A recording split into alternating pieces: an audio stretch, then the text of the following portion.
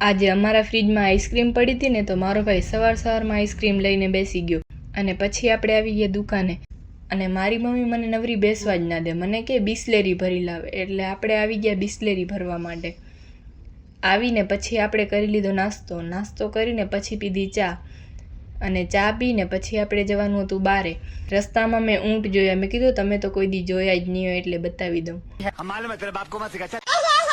અને પછી આપણે આવી ગયા વાડીએ. અને આ કૂતરો ક્યારનું મારી સામે જોતો હતો અને મારી બેનથી તો એક તરબૂચ પણ નહોતો ઉપડતો, બોલો.